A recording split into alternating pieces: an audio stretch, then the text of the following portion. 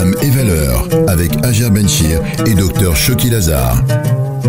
Assalamu alaikum. La miséricorde est très présente dans l'islam, aussi bien dans le Coran que dans la Sunna. Elle fait partie des noms sublimes d'Allah. Le musulman est invité lui-même à se montrer miséricordieux envers les créatures de Dieu. Qu'est-ce que la miséricorde? Comment peut-on apprendre à devenir miséricordieux? Élément de réponse avec Dr Choki Lazare, professeur d'études islamiques à Qatar University. Dr Choki Lazare, assalamu alaikum. Wa alaikum salam wa rahmatullah Hajar. Si on commençait tout d'abord par définir la miséricorde. Oui Hajar, à la base, la rahma, qui est traduite par la miséricorde, vient de la racine rahama, qui renvoie au rahim, c'est-à-dire à l'utérus, qui est effectivement un endroit assez étendu pour contenir le fœtus et englober tous ses besoins, et dans lequel le lien d'attachement, de tendresse et d'amour se développe.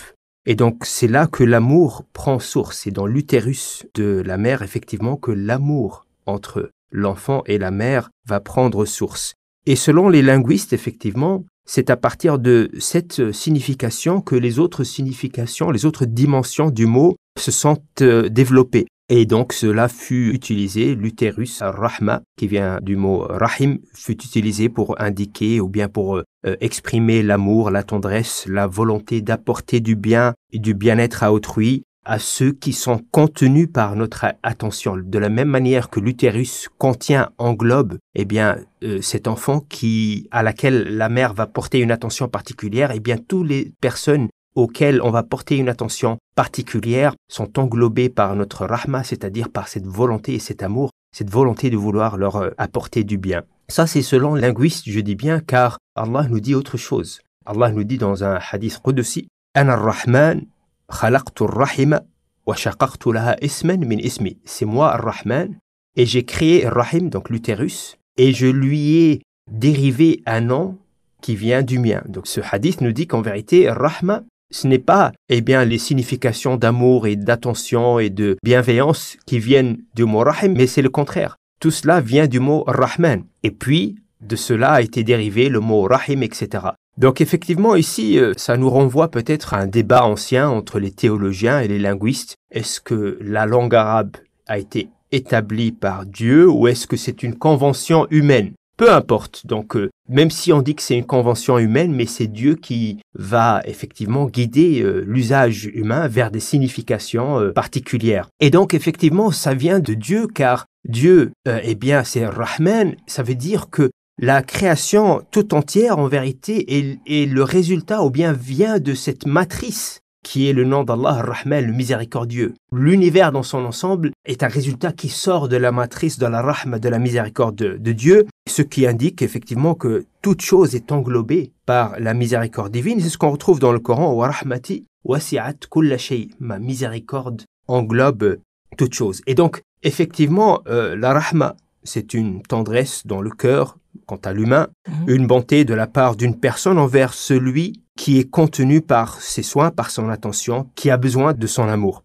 Et c'est quelque chose, effectivement, qui n'est que le résultat de la miséricorde divine, de la rahma de Dieu qui englobe toute chose. Et on retrouve ça aussi dans le Coran, dans le fait que, tout l'univers, avec l'humain, n'est qu'une conséquence de la rahma de Dieu. Dans la sourate Ar-Rahman, c'est la seule sourate qui commence par un nom divin, et le nom divin c'est Ar-Rahman, le miséricordieux, et par la suite, effectivement, sont évoqués des phénomènes existentiels qui sont la conséquence de cette miséricorde divine. Et au niveau humain, comment est-ce qu'on peut appliquer cela? Et pourquoi, dans la relation homme et femme, au sein du mariage, on ne parle pas d'amour, mais on parle de miséricorde? Parce que l'amour, c'est plus spécifique. La miséricorde, c'est-à-dire, c'est de l'amour qu'on porte envers quelqu'un qui est contenu par notre amour, c'est-à-dire qui a besoin de notre amour et qui a un lien particulier avec nous. Donc, mais qu'est-ce qui est plus fort et le plus durable dans le temps, Ar-Rahma ou l'amour? C'est Ar-Rahma, parce que le prophète sallallahu alayhi wa sallam nous dit « Lan tu'minu hatta tarahamu » قالوا يا رسول الله كلنا رحيم قال إنه ليس برحمة أحدكم صاحبه ولكنها رحمة العامة. C'est-à-dire, le prophète nous dit que vous ne serez pas des vrais croyants jusqu'à ce que vous avez de la rahma les uns envers les autres. Et les compagnons de répondre, mais on ressent tous de la miséricorde, on est tous miséricordieux. Et le prophète, sallallahu alayhi wa sallam, de répondre, il ne s'agit pas de la miséricorde que tu portes envers celui qui est proche de toi, mais il s'agit de la miséricorde que tu portes envers tout le monde. C'est-à-dire que le plus que notre miséricorde va englober des créatures, que ce soit des humains ou autres, le plus qu'on sera proche de notre nature, parce que Dieu englobe de sa miséricorde toutes choses, et nous, on est tenus de suivre l'exemple divin. Dieu aime ceux qui suivent son exemple, et c'est pour ça que le prophète sallallahu alayhi wa sallam nous dit « Rahimouna yarhamuhum rahman » ceux qui sont miséricordieux, le miséricordieux sera miséricordieux envers eux. Dr Shawqi Al-Azhar, professeur d'études islamiques à Qatar University, merci. Islam et valeurs.